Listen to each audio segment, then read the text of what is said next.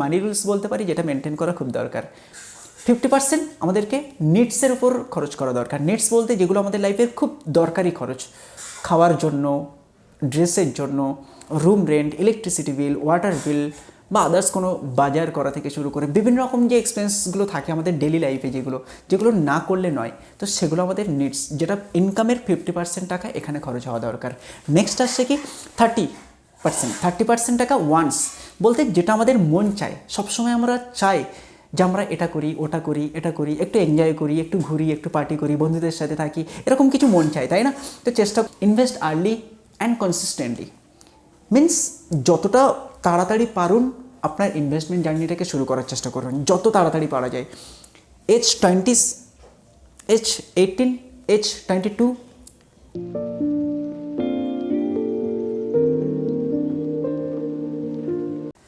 নমস্কার, কেমন আছেন সবাই?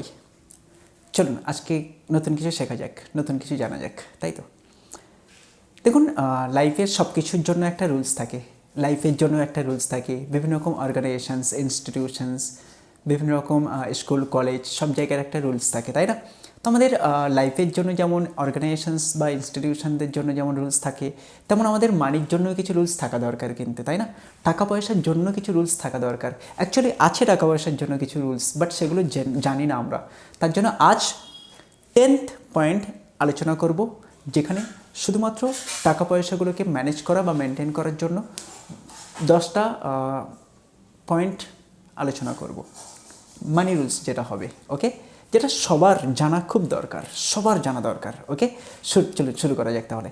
ফার্স্ট আসছে বিল্ড অ্যান ইমার্জেন্সি ফান্ড। দেখুন, আমাদের লাইফে একটা ইমার্জেন্সি ফান্ড একটা থাকা দরকার। ইমার্জেন্সি ফান্ড বলতে কি, যেটা আমাদেরকে ইমার্জেন্সি কন্ডিশনে আমাদেরকে সিকিউর ফিল করাবে।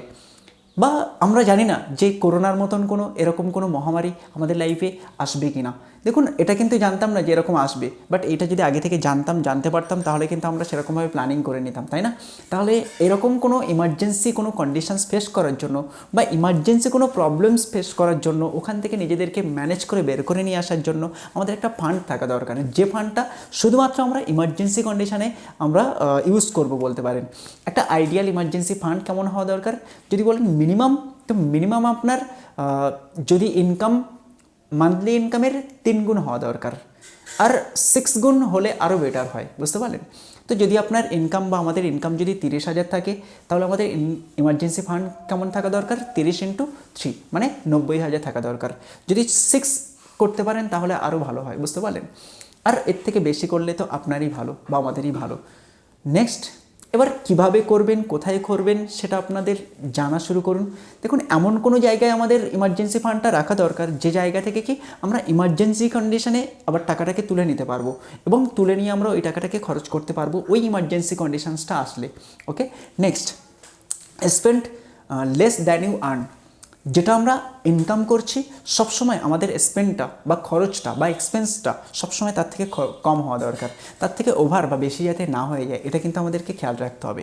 আমাদের ইনকামের থেকে সবসময় খরচটা যাতে কম থাকে, ডাউন থাকে, নিচে থাকে, এটা আমাদের মনে রাখা দরকার।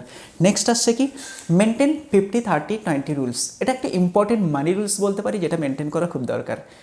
50% আমাদেরকে নিডসের উপর খরচ করা দরকার। নিডস বলতে যেগুলো আমাদের লাইফের খুব দরকারি খরচ, খাওয়ার জন্য, ড্রেসের জন্য, room rent, electricity bill, water বিল বা আদার্স কোনো বাজার করা থেকে শুরু করে বিভিন্ন রকম যে এক্সপেন্সগুলো থাকে আমাদের ডেলি লাইফে, যেগুলো না করলে নয়, তো সেগুলো আমাদের নিডস, যেটা ইনকামের 50% টাকা এখানে খরচ হওয়া দরকার। নেক্সট আসছে কি 30% টাকা ওয়ান্স, বলতে যেটা আমাদের মন চায়, সবসময় আমরা চাই যে আমরা এটা করি, ওটা করি, এটা করি, একটু এনজয় করি, একটু ঘুরি, একটু পার্টি করি, বন্ধুদের সাথে থাকি, এরকম কিছু মন চায়, তাই না? তো চেষ্টা করুন কিছু ওই 30% অ্যামাউন্টের টাকা, যেটা আপনার মন চায় সেরকম কিছু করতে, যেটা আপনাকে হ্যাপি ফিল করাবে। ফ্যামিলির সাথে একটু মুভি দেখা, ফ্যামিলির সাথে একটু ডিনার করা, বন্ধুদের সাথে একটু পার্টি করা, ঘুরতে যাওয়া বা কোনো ট্রিপে চলে যাওয়া, এই জিনিসগুলো যেগুলো আপনাকে স্যাটিসফাই ফিল করায়, এই জিনিসগুলো করা শুরু করে দিন। 20% টাকা আমাদেরকে সেভিংস অ্যান্ড ইনভেস্টমেন্ট নিয়ে ভাবা দরকার। যদি আপনি ইনভেস্টমেন্ট সম্পর্কে ধারণা এখনও নেওয়া শুরু করেননি, তাহলে নেওয়া শুরু করে দিন, যেটা আপনার লাইফটাকে গ্রো করতে খুব important, okay. Next, avoid unnecessary depth. Unnecessary debt বলতে কি, যেগুলো আমাদের এমন কোনো ধার বা এমন কোনো লোন যেগুলো আমাদের নেওয়া একদম দরকার না, তাও আমরা নিয়ে ফেলি, ওই জিনিসগুলো মাস্ট বি অ্যাভয়েড করা দরকার। চেষ্টা করুন যাতে ধার বা লোন ইএমআই এগুলো যাতে না নেওয়া যায় তার চেষ্টা করুন। বাট যদি কোনো ইমার্জেন্সি কন্ডিশন চলে আসছে, নেওয়া খুব দরকার, তাহলে নেন, কোনো অসুবিধা নেই। বাট ভেবেচিন্তে প্ল্যানিংয়ের সাথে প্রপার প্ল্যানিং করে ইন্টারেস্ট রেট দেখে সঠিক জায়গা থেকে নিন, এবং খুব তাড়াতাড়ি ওই যে লোন যেটা চলছে সেটাকে পেমেন্ট করে দেওয়ার চেষ্টা করুন, খুব তাড়াতাড়ি পেড করুন। তাহলে দেখবেন আপনি ফাইন্যান্সিয়াল সাইড থেকে ফ্রি ফিল করতে পারবেন, রিল্যাক্স ফিল করতে পারবেন। কারণ ইএমআইটা একটা অনেক বড়, বা লোনটা একটা অনেক বড় হেডেক বলতে পারেন আজকালকার টাইমে। নেক্সট আসছে পে ইয়োরসেলফ ফার্স্ট। যে আমরা ইনকাম করছি, অন্যদের জন্য পেড করছি, বাকি সব কিছুর জন্য পেড করছি, কিন্তু নিজের উপরে খরচ করছি কি, এটা আমাদের খেয়াল রাখা দরকার। নিজের মাইন্ড সেট আপের উপরে, নিজের সাকসেসের জন্য, নিজের গ্রোথের জন্য, নিজের ডেভেলপমেন্টের জন্য খরচ করা খুব দরকার। তো তার জন্য চেষ্টা করুন বিভিন্ন রকম বুকস, বিভিন্ন রকম ভিডিওস, কোর্স, অনলাইন ইভেন্ট এগুলো অ্যাটেন্ড করার, এবং এর জন্য একটু খরচ করার চেষ্টা করুন। যে খরচটা দেখবেন আপনাকে কখনো লো ফিল করাবে না বা লস কখনো করাবে না, ওই খরচটা আপনাকে সবসময় রিটার্ন দেবে। তো নিজের ওপর খরচ করাটা সবথেকে বেশি দরকার বলতে পারেন। তো ওই খরচটা করার চেষ্টা করুন, তাহলে দেখবেন আরও বেটার হইতে আপনি নিজেকে ডেভেলপ করতে পারবেন। নেক্সট আসছে invest early and consistently. Means যতটা তাড়াতাড়ি পারুন আপনার ইনভেস্টমেন্ট জার্নিটাকে শুরু করার চেষ্টা করুন, যত তাড়াতাড়ি পারা যায়। এজ 20, এজ 18, এজ 22, এখনও 25 বছরের নিচে আছেন, তাহলে চেষ্টা করুন আরও তাড়াতাড়ি শুরু করে দেওয়ার। ইনকাম করা শুরু করেছেন, সঙ্গে সঙ্গে ইনভেস্টমেন্ট জার্নিতে ঢুকে যাওয়ার চেষ্টা করুন। বাট ভেবেচিন্তে বুঝে শুনে, যে কোথায় আমি ইনভেস্ট করব, কিভাবে করব, ইনভেস্টমেন্ট কী, সব কিছু জেনে বুঝে। বাট ভাবা দরকার, ইনভেস্টমেন্টটা অনেক ইম্পর্টেন্ট একটা পার্ট আমাদের লাইফে। আজ থেকে ভাবা শুরু করে দিন। যত আর্লি ভাববেন, যত ফাস্ট ভাববেন, যত তাড়াতাড়ি ভাববেন, কম এজে ভাববেন, তত আপনার কম্পাউন্ড এফেক্টটাকে বেনিফিট নিতে পারবেন এখান থেকে।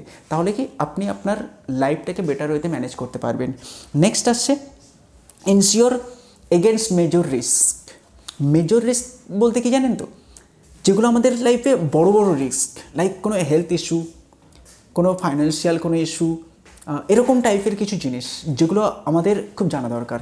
ওকে, তা এমন ইন্স্যুরেন্স কিছু প্ল্যান নেওয়া শুরু করুন যেগুলো আপনার জন্য ইম্পর্টেন্ট, আপনার ফ্যামিলির জন্য ইম্পর্টেন্ট, সেগুলো টার্ম হেলথ ইন্স্যুরেন্স ইয়া আদার্স কোনো জিনিস।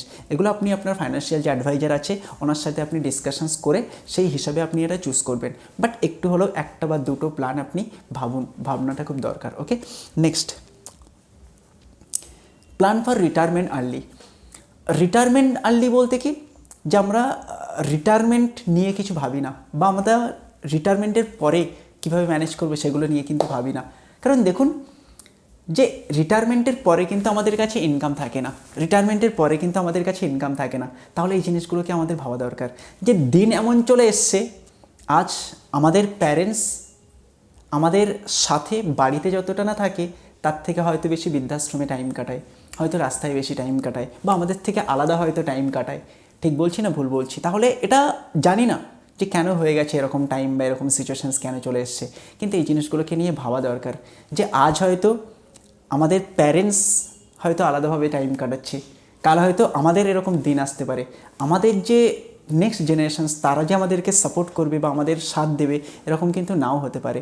তো সেই জন্য কি অ্যাটলিস্ট নিজের রিটায়ারমেন্ট প্ল্যানিং নিয়ে ভাবা দরকার। রিটায়ারমেন্টের পরে নিজের হ্যাপিনেসটাকে মেনটেন করা, নিজে কীভাবে মেনটেন করবেন, ইয়া আপনার সাথে যে পার্সোনাল যে আছে লাইফ পার্টনার তাকে কীভাবে ম্যানেজ করবেন, সব কিছু নিয়ে একটু ভাবা দরকার, প্ল্যানিং করা দরকার।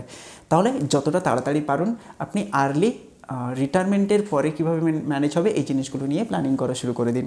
নেক্সট আসছে সেট ফাইন্যান্সিয়াল গোল। কিছু ফাইন্যান্সিয়াল গোল যেটা আপনার কীরকম লাইক বলতে পারেন, কোথাও ট্রিপে যাবেন, বা মেজর কোনো কিছু কেনাকাটা, বড় কোনো পারচেস, কোনো বাড়ি কেনা, গাড়ি, এরকম টাইপের কিছু জিনিস যেগুলো কি প্ল্যানিং করে গোল সেট করে টাকাটাকে ম্যানেজ করে তারপরে কেনা দরকার, কেনার চেষ্টা করুন। ভুলভালভাবে ভুল টাইমে না কিনে, বুঝতে পারলেন? একটা গোল সেট করুন, দেন ওইটাকে কিনুন, তাহলে দেখবেন আরও বেটার ওয়েতে আপনি ফাইন্যান্সিয়াল সাইড থেকে স্টেবল ফিল করতে পারবেন। Okay, next give back some amount ইয়া পার্সেন্টেজ। কিছু অ্যামাউন্টের টাকা আপনি যেমন ইনকাম করছেন, তুলছেন, তেমন কিছু অ্যামাউন্টের টাকা আবার রিটার্ন করার চেষ্টা করুন। ইনকাম করার পরে যতটুকু আপনার ফ্যামিলি ম্যানেজ করার জন্য, নিজেকে ম্যানেজ করার জন্য, হ্যাপি থাকার জন্য, এনজয় করার জন্য, লাইফস্টাইল ম্যানেজ করার জন্য দরকার, ততটুকু খরচ করুন, বেটার ওয়েতে খরচ করুন, যতটা পারছেন ততটা খরচ করুন। তারপরে যদি মনে হচ্ছে যে এখনও আমার কাছে অনেক অ্যামাউন্ট বেঁচে আছে, তাহলে চেষ্টা করুন ওই অ্যামাউন্টটা বাইরের কাউকে দেওয়ার। মিন্স কি, এমন কোনো মানুষের পাশে দাঁড়ানো যার হয়তো খুব দরকার, এমন কোনো দুস্থ মানুষের পাশে দাঁড়ানো খুব দরকার। এটা লাইক বলতে পারছেন হয়তো দেখাচ্ছে আমরা ভালো আছি, বাট এমন কোনো মানুষ আছে যারা হয়তো তাদের কাছে শোয়ার জায়গা নেই, তাদের খাওয়ার জায়গা নেই, তাদের দিনটা হয়তো খুব কষ্টে যাচ্ছে। এমন আমরা ট্রেন বা বাসে আসতে গেলে, রাস্তায় চলতে গেলে এমন অনেক মানুষের মানে সামনাসামনি হতে হয়, তাই না? তো তারা কিন্তু আমাদের থেকে অনেকটাই কষ্টে আছে। তো একটু যদি মনে হয়, মন চায় যে হ্যাঁ আমাদের কাছে অনেক বেশি অ্যামাউন্ট আছে, সাফিসিয়েন্ট অ্যামাউন্ট, তাহলে ওরকম কিছু করার চেষ্টা করুন।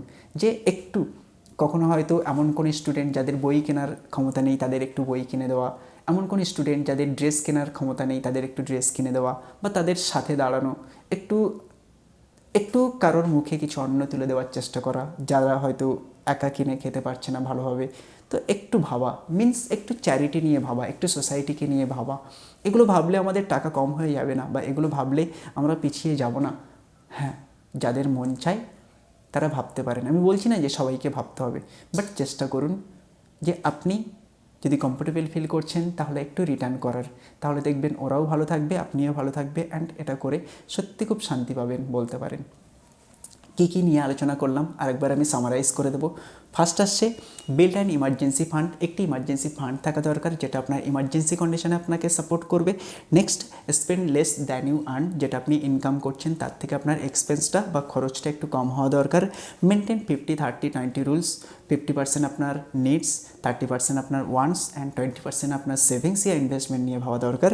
নেক্সট আসছে অ্যাভয়েড আননেসেসারি ডেপ। ভুল টাইপের কোনো ডেপ বা ধার বা লোন টাইপের না নেওয়ার চেষ্টা করুন, ইয়া নিয়েও ফেলেছেন সেগুলো তাড়াতাড়ি পরিশোধ করার চেষ্টা করুন। নেক্সট আসছে কি পে ইয়োরসেলফ ফার্স্ট। নিজের উপর খরচ করুন, নিজের বই ইয়া আদার্স বুক থেকে শুরু করে আপনার কোর্স অনলাইন বিভিন্ন রকম সাইটে আপনি খরচ করুন, যেটা আপনার গ্রোথে নিয়ে আসবে। ওকে, নেক্সট আসছে invest early and consistently. Continuous বেসে আপনি যত তাড়াতাড়ি পারেন তত তাড়াতাড়ি ইনভেস্টমেন্ট জার্নি শুরু করে কন্টিনিউয়াস জার্নিটাকে মেনটেন করুন, অ্যান্ড ইনভেস্টমেন্ট কন্টিনিউয়াস রাখুন। নেক্সট আসছে ইনশিওর এগেনস্ট মেজর রিস্ক। কোনো না কোনো ইন্স্যুরেন্স প্ল্যান আপনি নেওয়ার চেষ্টা করুন যেটা আপনাকে অ্যান্ড আপনার ফ্যামিলিকে সিকিওর বানাতে পারে, ভেবেচিন্তে প্ল্যানিং করে। নেক্সট আসছে কি plan for retirement early. Retirement নিয়ে প্ল্যানিং করুন যেটা আপনাকে রিটায়ারমেন্টের পরে আপনাকে সাপোর্ট করবে, আপনার নিজের ওপর ডিপেন্ড থেকে নিজেকে ম্যানেজ করতে সাপোর্ট করবে। নেক্সট আসছে সেট ফাইন্যান্সিয়াল গোল। কিছু গোল সেট করুন, কিছু আপকামিং টাইমে বড় বড় কোনো জিনিস কেনার জন্য, সেই পারচেসিংয়ের জন্য আপনি ফাইন্যান্সিয়াল কিছু গোল সেট করে রাখুন। নেক্সট আসছে কিছু অ্যামাউন্টের টাকা আপনি চ্যারিটি বা এমন কোনো মানুষকে দিন যেটা তাদের দরকার হয়তো, কারণ আপনার দরকার হয়তো মিটে গেছে, তাই না? So thank you. যদি ভালো লেগে থাকে তো সাপোর্ট করবেন, অ্যান্ড ভালো থাকবেন সবাই। Take care, and so thank you so much.